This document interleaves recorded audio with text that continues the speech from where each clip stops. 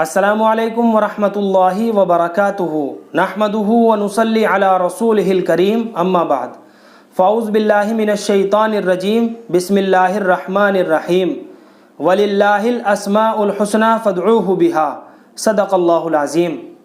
محترم ناظرین حضرات، آج ہم بات کرنے والے ہیں انشا نام کے بارے میں کہ بچی کا انشا نام رکھنا کیسا ہے، اور اس نام کے بارے میں بہت سے حضرات معلوم بھی کرتے ہیں کہ انشا نام کے بارے میں بتائیے، اس نام کا معنی کیا ہے اور کیا بچی کا انشا نام رکھا جا سکتا ہے یا نہیں۔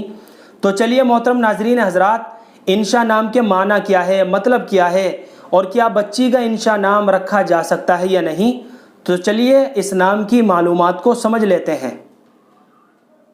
تو محترم ناظرین حضرات، انشا کے معنی عربی زبان میں پیدا کرنا اور ایجاد کرنے کے آتے ہیں۔ انشا نام کے معنی پیدا کرنا اور ایجاد کرنے کے ہیں۔ یہ نام رکھا تو جا سکتا ہے، لیکن نام کے لحاظ سے اس کا کوئی اچھا معنی نہیں ہے، اور ناموں کے سلسلے میں بہتر یہ ہے کہ اولاد کا نام انبیاء کرام، صحابہ کرام، صحابیات، صالحین اور صالحات کے ناموں پر کوئی اچھا نام رکھا جائے، یا کوئی عربی کا اچھا بامعنی نام رکھا جائے تو یہ زیادہ بہتر ہے۔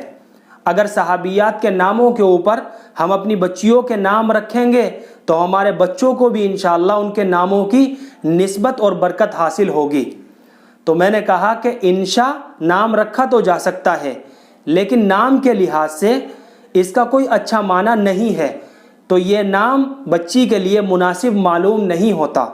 اس کے علاوہ صحابیات کے ناموں میں سے کوئی ایک نام منتخب کر کے اپنی بچی کا نام رکھ لیجئے۔ اللہ ہم سب کو سنت و شریعت پر پابند فرمائے۔ فقط واللہ اعلم۔